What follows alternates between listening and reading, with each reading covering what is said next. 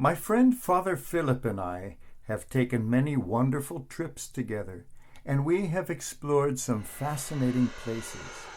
Travel can be an enriching and educational experience. But sometimes when you travel, things go wrong. The airlines can be so late that you miss your connecting flight. They can lose your luggage, which really puts a damper on things. It can rain unexpectedly and spoil all your plans for the day. Every time something like that happens and my blood starts to boil, Father Philip smiles and says, "Now we can make this an ordeal or we can make it an adventure." And of course, we always choose the latter. It is invariably up to us how we take what we receive. Rather than becoming angry and frustrated, it is always better to smile at the adventure that has come our way. Happy are you who are poor. Happy are you who are hungry. Happy are you who are weeping. Happy are you when you miss your flight or they lose your luggage. Happy are you when nothing seems to go your way. Always the master of the paradox, Jesus gives us a picture of happiness that to us seems counterintuitive. How easy it is to wake up on a glorious sunny day and exclaim with the psalmist, "This day was made by the Lord. Let us rejoice. Let us be glad." Oh, but what about those other days? Those days when the sun is not shining, at least not on us. Those days when everything seems to be going wrong. Those days when perhaps we are not feeling so well, when we find ourselves in debt, when people are not treating us very well. Those days when we have lost something or someone precious to us. What about those days? Those days without sunshine. Those days when it rains on our parade. Who made those days? Why would God have made days like that? It is the same God who made the rainy days and the sunny days. Why do we face days without sunshine? Look into the fields, the farms. When is it that the plants grow the most? Not on the sunny days, but on the rainy days. Are we so different?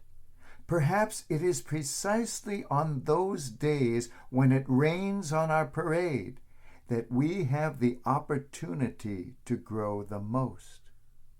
God sends us each day, each moment, and each is packed with treasures for us.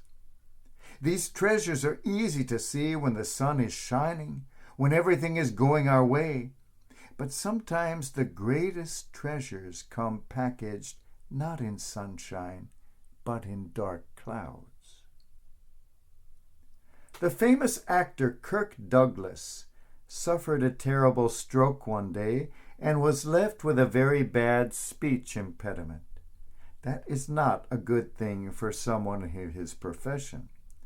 At first he became very discouraged and even had thoughts of suicide. But then he came to his senses. He took courage, took strength, embraced his new situation, and returned to acting, but began at the same time to focus on renewing his spiritual and religious life. He said later, "So I had a speech impediment. Moses had a speech impediment, and he did all right." Kirk Douglas did not allow it to become an ordeal. He made it into an adventure, and he grew enormously because of that rainiest day of his life. What happens when we lose even something as important as our freedom? In 1910, Mahatma Gandhi was trying to help the Indian minority in South Africa who were being cruelly oppressed in those days. As always, he was preaching passive resistance. The Prime Minister threw him into prison. Now, for any of us, that would have been the gloomiest day of our life. But Gandhi had an entirely different attitude towards it.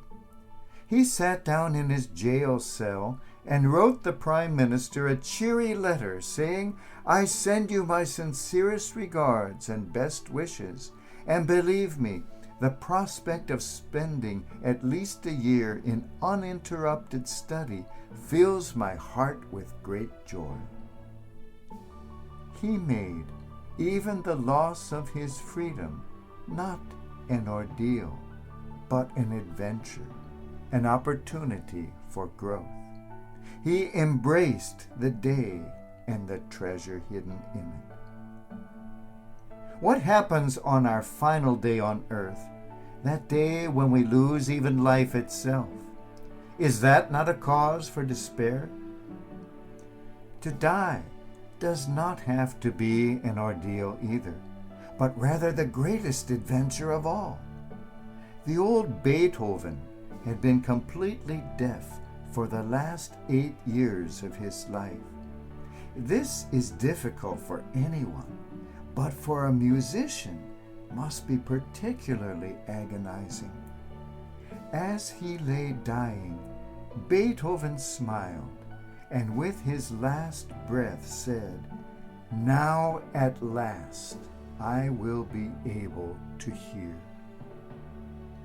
What for some of us would have been the most frightening ordeal was for him the most exciting adventure, the greatest gift.